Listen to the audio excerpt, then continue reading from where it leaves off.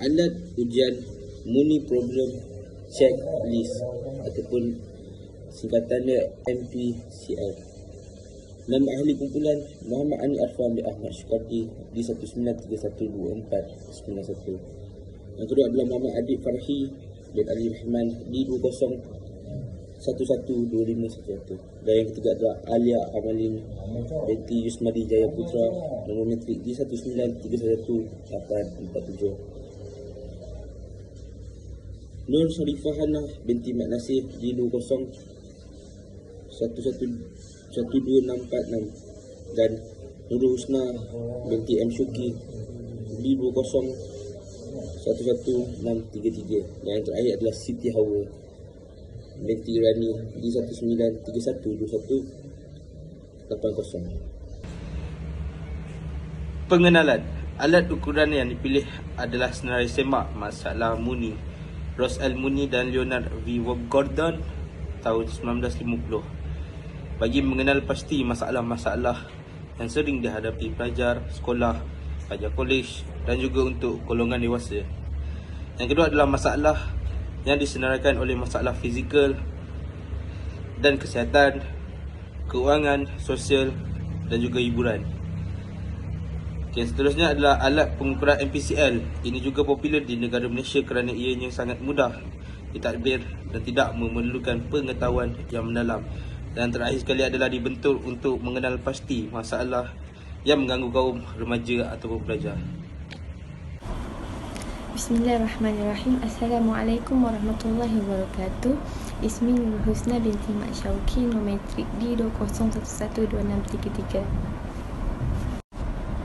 Terdapat 3 peringkat pengukuran MPCL, iaitu yang pertama pelajar junior J, yang kedua pelajar sekolah tinggi H dan yang ketiga ialah pelajar kolej C. Dalam penggunaan borang soal CD MPCL, terdapat beberapa perbezaan yang ketara dapat digunakan oleh penyelidik ataupun kaunselor dalam mengenal pasti masalah klien. Antaranya ialah borang MPCL pada peringkat J yang terdapat 220 item ataupun soalan yang digunakan, manakala borang MPCL pada peringkat pelajar sekolah tinggi H dan pelajar kolej C mengandungi 330 soalan.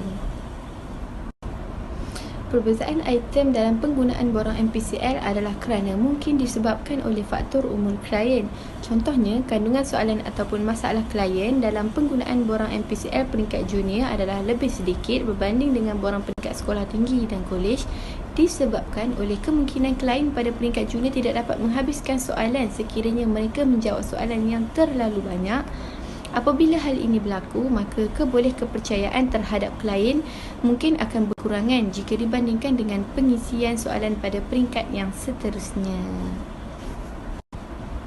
Latar belakang alat ujian MPCL. Senarai semak masalah ini bermula apabila hasrat utama penerbit adalah untuk mempunyai satu kaedah yang sistematik dalam meneroka permasalahan yang dihadapi oleh para remaja.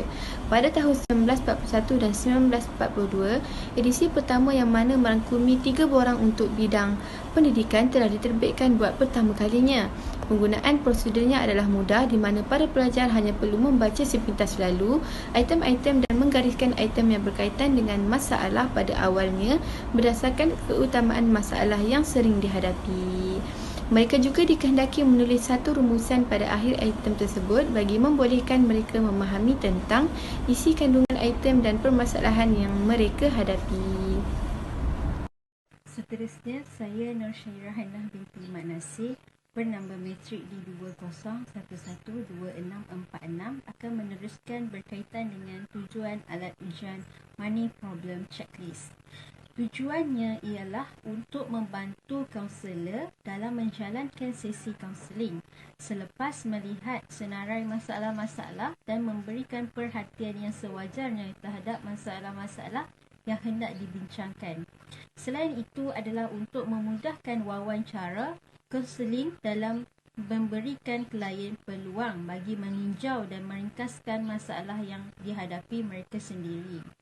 Seterusnya juga untuk memahami masalah klien dan mengenal pasti klien yang memerlukan kaunseling dan bertujuan untuk perkembangan kokurikulum program kerjaya.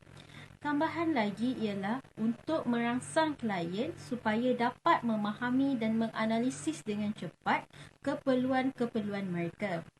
Tujuan Money Problem Checklist juga adalah untuk mengenal pasti perubahan dan perbezaan masalah dari segi umur, jantina, latar belakang sosial dan juga pola minat.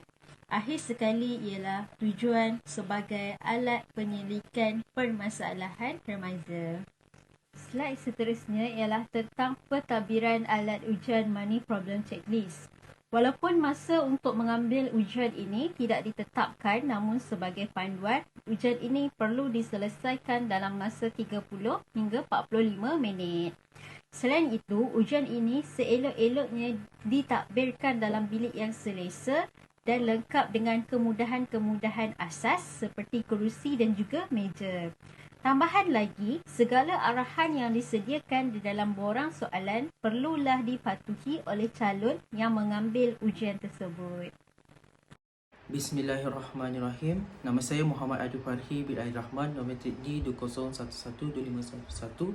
So, saya akan teruskan pembentangan konstruk yang diukur oleh MPCL. So, di mana dalam konstruk yang diukur oleh MPCL ini terbahagi kepada 11 kategori masalah. So, di mana terdapat kesihatan dan fizikal, kewangan dan kehidupan, sosial dan hiburan, perkahwinan dan seks, hubungan sosial psikologikal, moral dan agama, keluarga dan rumah tangga, akademik dan kerjaya, penyesuaian kerja, dan yang terakhir kurikulum dan kaedah pengajaran. Sumber-sumber pembentukan item dalam senarai semak. So, item-item untuk ITC Pra 1950-an telah dibentuk berdasarkan kepada senarai utama master list sebanyak 5,000 item daripada sumber-sumber berikut. So, sumber yang pertama daripada pengalaman peribadi penulis sebagai kaunselor dan juga pentadbir sekolah. Dalam pembentukan soal sedia MPCL ni, pengalaman peribadi penulis sebagai kaunselor dan juga pentadbir sekolah adalah sangat penting lah. So, di mana ini kerana setiap pengalaman yang dilalui oleh individu juga akan dilalui oleh individu lain pada masa-masa tertentu. Yang sumber kedua, analisis rekod-rekod kes dan temu bual kaunseling dengan para pelajar sekolah dan juga kolej.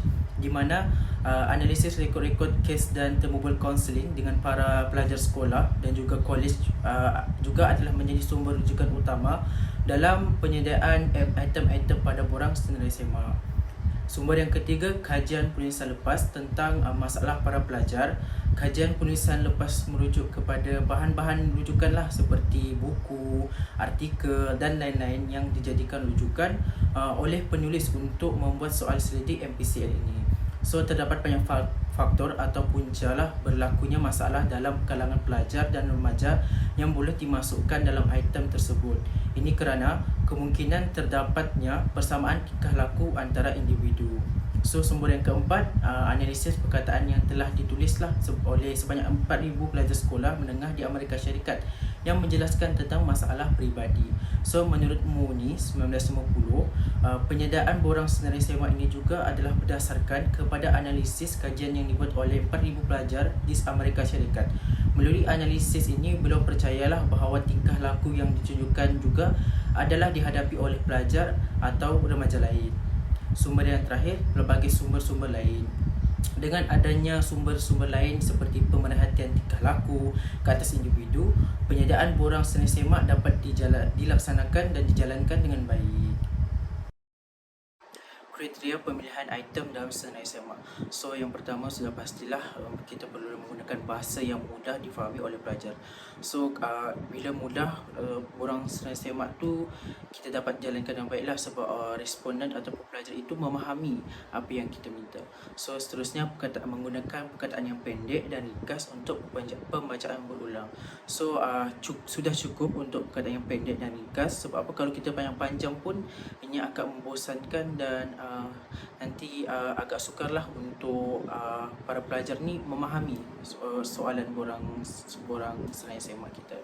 Seterusnya, kesesuaian dari segi perasaan individu, and then kenyataan yang common apabila ditadbirkan secara berterusan kepada kesekumpulan pelajar yang besar dan cukup serius untuk mewakili keutamaan kes-kes individu. Dan yang terakhir, kepentingan tahap kepayahan dari masalah yang minor kepada perkara yang utama. So kita lihat dari kesusahan yang masalah yang sedikit kepada masalah yang lebih utamalah dan yang besar. So itu sahaja daripada saya. Seterusnya saya serahkan kepada rakan pemenangan saya. Terima kasih. Assalamualaikum, saya Sitawa binti Rani, nombor matrik D19312180. Okay, hari ini saya akan menerangkan slide pada bahagian kebolehpercayaan alat ujian MPCL. Okey, poin yang pertama, Anastasi 1982 menyatakan bahawa kebolehpercayaan merupakan ketekalan kepada skor-skor yang telah didapati oleh individu yang sama pada waktu yang berlainan. Pada tahun 1950, Mani Gordon dan juga Abdul Razak Abdul Rahman telah melakukan kajian dan ia telah menunjukkan korelasi yang positif terhadap kebolehpercayaan MCL. Poin yang kedua, Moni telah membuat kajian dan ia mendapati bahawa nilai korelasi ialah R bersama dengan 0.93 bagi korelasi antara item apabila ujian diulangi pada masa yang berbeza. Manakala di Malaysia, kebolehpercayaan MPCL telah dilakukan oleh Abdul Razak Abdul Rahman pada tahun 1970. Okey, poin yang ketiga, beliau telah menggunakan ujian kembali dan split half untuk menguji kebolehpercayaan MPCL. Beliau mendapati korelasi keseluruhan bagi split half adalah positif, iaitu R bersamaan dengan 0.39. Okey, hal ini menunjukkan bahawa alat MPCL ini sesuai digunakan untuk pelajar-pelajar. Okey, seterusnya saya akan pergi kepada slide penganalisisan data senarai semak. Okay, poin yang pertama, keadaan penganalisisan senarai semak masalah Mani adalah sangat mudah, iaitu kerana ia dikategorikan kepada 11.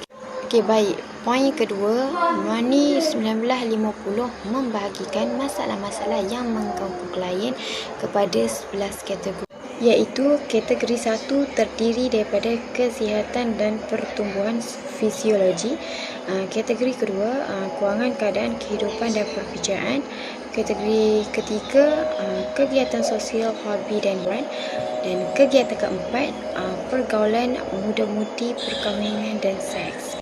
Kategori kelima, hubungan sosial. Kategori keenam, perhubungan peribadi dan psikologi emosi. Dan kategori ketujuh, rohani, moral dan agama. Kategori ke-8, rumah tangga dan keluarga. Kategori ke-9, pelajaran dan kerjaya masa depan. Dan kategori ke-10, penyesuaian. Akhir sekali, kategori ke-11 iaitu kurikulum dan pembelajaran. Dan setiap kategori mengandungi susunan item dari nombor 1 hingga 220. Assalamualaikum warahmatullahi wabarakatuh. Nama saya Alia Amalin binti Ismail Jaya Putra, nombor matrik D19311847. Seterusnya, saya masuk kepada teknik menguruskan senarai semak dalam soal selidik. Okey, yang pertama, kaunselor perlulah menentukan objektif soal selidik. Seterusnya, tentukan responden yang akan diambil dalam kajian, sama ada kanak-kanak, pelajar-pelajar ataupun orang dewasa. Kemudian, sediakan inventory dan alat soal selidik. Selepas itu, edarkan senarai semak kepada responden diikuti dengan taklimat menjawabnya.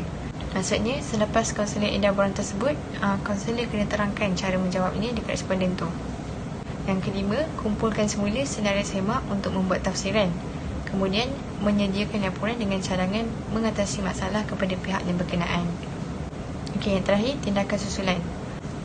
Okey, maksud tindakan susulan ni, aktiviti yang dijalankan setelah kelemahan dan kekuatan perkembangan seseorang tu dikenal pasti selepas membuat penilaian. Seterusnya, langkah-langkah menguruskan senarai semak dalam soal selidik. Okey, terdapat 3 langkah yang perlu diikuti oleh klien. Yang pertama, klien dikehendaki membaca senarai masalah yang diberi dengan teliti. Kemudian, gariskan masalah yang dirasakan mengganggu klien dan tandakan tik di ruangan masalah tahap pertama. Setelah selesai, semak semula masalah-masalah yang telah ditandakan tik dan pilih mana-mana masalah yang dirasakan benar-benar mengganggu dan tandakan masalah-masalah ini dengan memberi tanda double tick di ruangan masalah tahap kedua. Okey, yang terakhir, klien dikehendaki menjawab soalan-soalan rumusan di akhir borang. Seterusnya, klien dikehendaki mengira kekerapan item yang ditanda tick dan double tick mengikut kategori soalan yang telah ditetapkan dan mengisi borang jawapan yang telah disediakan. Okey, ini contoh borang jawapan. Setelah klien tanda masalah-masalah yang dirasakan mengganggu kehidupan dia, kaunselor perlu meneliti item-item yang ditandakan dan mengenal pasti masalah-masalah yang terlalu mengganggu kehidupan klien tersebut. Kategori yang paling banyak tanda dengan double tick boleh diklasifikasikan sebagai masalah utama yang mengganggu klien tersebut. Bagi kaunselor, borang ni boleh digunakan untuk tujuan sesi kaunseling. Kesimpulan, walaupun MPCL telah digunakan dalam beberapa kajian di Malaysia dan meluasnya di Barat, Sherwood dan Decker tahun 1976 dan Mazdah tahun 2000 menyatakan amat sedikit sekali kajian dibuat tentang nilai psikometrik dan alat pengukuran MPCL. Kajian telah dibuat melibatkan 3 kumpulan iaitu remaja, delinquent, gangguan emosi dan remaja biasa, dan hasilnya mendapati bahawa satu faktor yang menjelaskan 20% dari varians. Alat ini digunakan untuk menentukan pelajar yang menghadapi masalah dan maklumat dari jawapan pelajar untuk menolong sendiri kaunselor untuk memahami masalah yang dihadapi. Okey, setakat itu saja daripada kami. Sekian, terima kasih.